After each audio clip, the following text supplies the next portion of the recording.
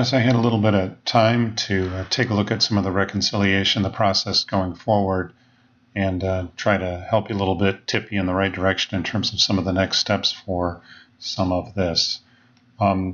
Take a look at the reconciliation that we have in progress so far. One of the things to mention is that one of the things that is also important is this: if items don't get cleared off of here, now we're in December, and we see November items that were carried over into December. The ones at the end of the month are pretty common, and this one got carried over, and then so did these two. The next one here is the management fee for $12.50. We want to make sure that that one clears as well. Sometimes these can get confusing, especially this particular one, because this gets created a couple of different times a month. So you want to make sure that you clear the first instance of the expense when it pops up. So when we're looking in here, and then just say we're looking for $12.50, we need to see why that isn't clearing. So if we go back and we're looking at December, and then we're looking for instances of $12.50, I go down here and I look, there is no $12.50 in here. So something's going on with that transaction we have to figure out. That's a management fee. I think what happened here is that the amount on it changed. This is it. See, it's a reoccurring amount. And we have this one. And so this is on the 12th. So it looks like that is an old legacy payment that was in there that we're going to have to get rid of. So when you see something like that, it's a payment that needs to be deleted. It's probably good to ask me about things like this before we get rid of it, because it could have been that it was attributed to the 360 checking and it should have been attributed to something else like Chase. And that's another one that we're going to go through once we kind of master this process here, is we'll look at Chase and trying to match up those expenses also. So what we're going to do here is this particular expense would have not been through Chase. There's no way you would know that. I just know that. So I want to delete this $12.50 expense on November 13th. So I'm going to go ahead and I'm going to get rid of it. So I'll go ahead and I'll just get rid of that one. It looks like it's kind of a one-off. The other one that I see a lot of out here is these direct pay payments. You created one of these for NAE. I want to create a couple more for you. In fact, we'll just go ahead and I'll go through and I'll create these 5 here real fast, just to kind of pound through exactly the way these need to be done, because there are some details about creating these that need to be done consistently every time. I've done it so many times I don't even think about how I'm doing them, but you just need to pay attention to a couple of different details on these, and you'll see a lot of them, and then it'll become second nature to do these. So we need to do the 1130 payments for NAE, BWJ, TEC, DAL, and SOP. So we'll just go back over into purchases, into bills. And the best way to do these is to find the last one that was done and just kind of clone it. So I know we're looking for 1130 for BWJ, TEC, and DAL. So let's go ahead and just start with the first one was NAE.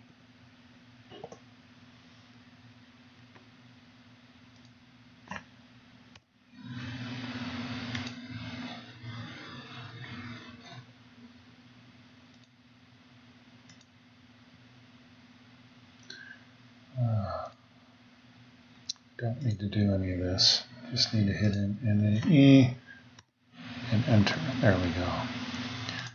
So I pick up, so this one will be the 1130. So I'm just going to go ahead and clone it.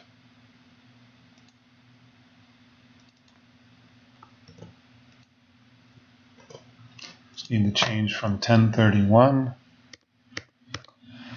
to 1130. It is the 11:30 payment. 11:30, 11:30, 11:30. Bill date on this is 11:30.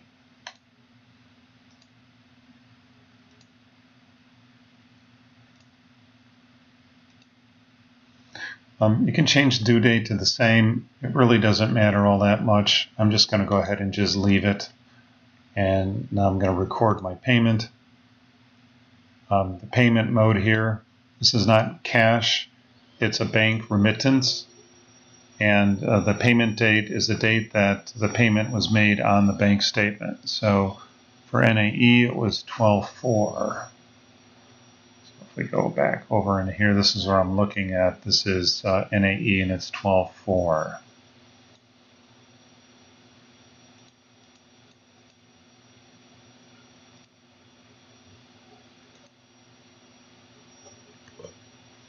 And then we put in the same reference number because the payment on the 4th of December was in payment of the 11:30 bill.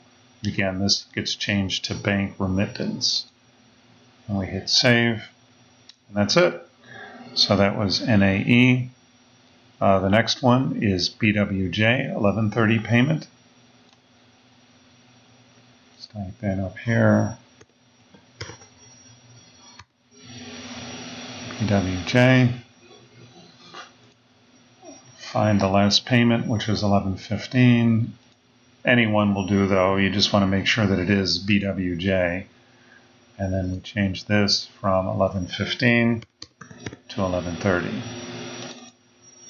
I copied here, paste 11:30, 11:30, 11:30. And then the payment amount is December. I'm sorry, it's 11:30.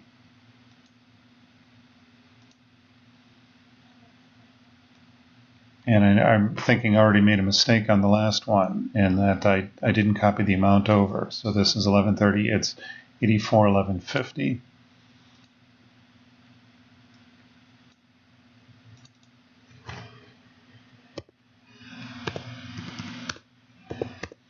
$84,1150. Okay, so just one more time, 11:30, 11:30, 11:30, 84,1150. Save. That 84,1150 payment was made on 12/7. So we'll go ahead and record the payment on 12/7. This is bank remittance. 11:30. Done. And this one I just made for NAE on 11:30. Should have been 37/20/12. So I carried over the old amount, and I didn't carry over the new amount. So we need to change this amount. To change the amount, you have to delete the payment.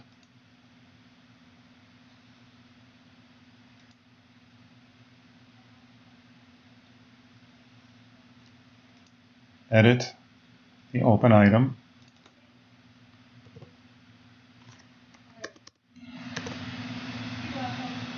Save. Record the payment.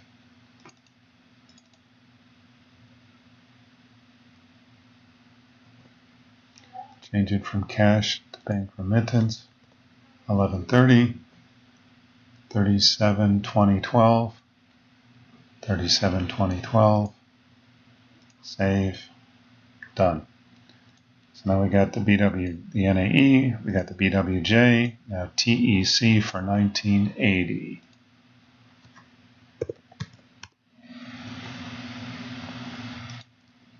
TEC, clone it, 11:30, oops.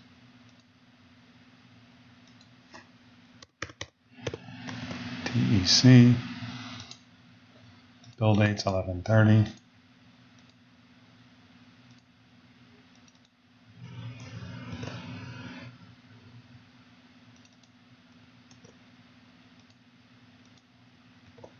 1130. The amount is 1980.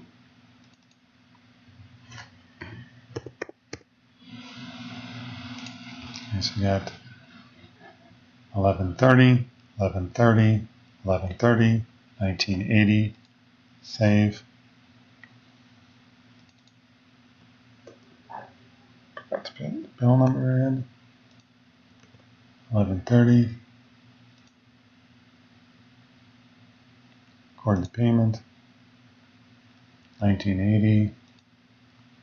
1130. Payment was made on 12/7.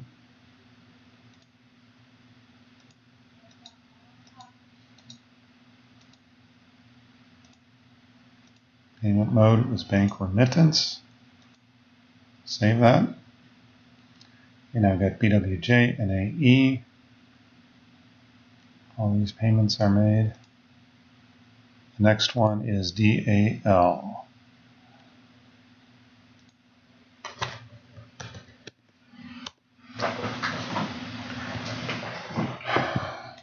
DAL. Clone this.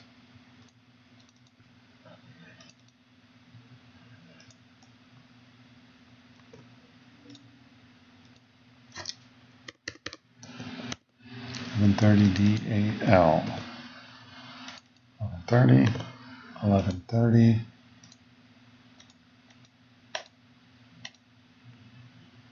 1130, 1130. Don't forget the payment this time.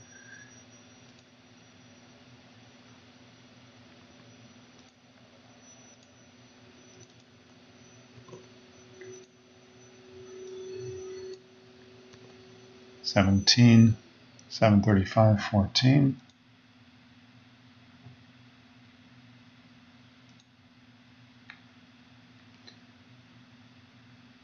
Record that 1130 payment on 12/8.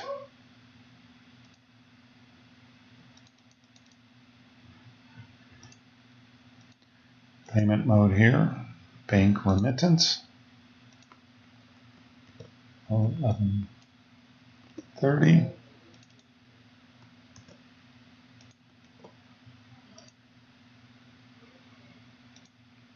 DAL, and now SOP for 6480.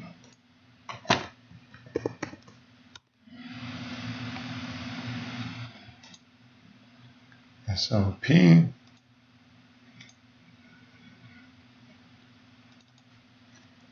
$64.80. Doesn't really matter what order you do these in.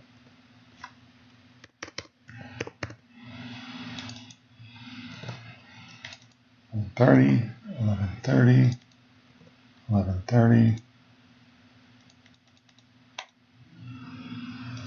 $1130.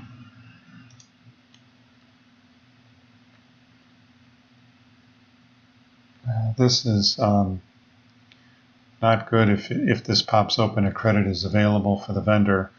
We've got to figure out why there's an extra amount on there. Again, this is not something that I'd expect you to be able to do. It takes a little bit of research sometimes. Probably what happened was that the last payment that he had was the wrong amount. I'm going to go ahead and just record this payment for $64.80 bank remittance.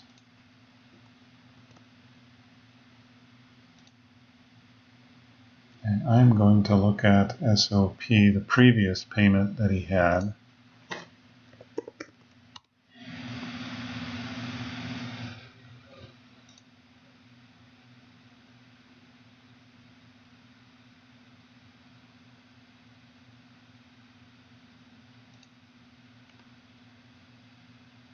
I don't see what that amount is.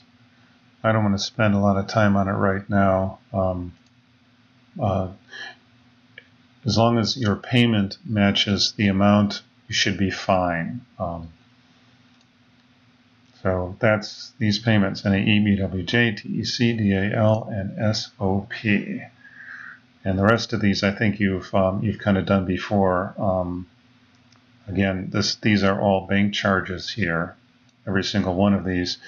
And just real quick, once again, expenses, if you search on the amount, first one was $42. You see all these bank charges and fees. So you can go ahead and just clone it. $42 was on 12/8.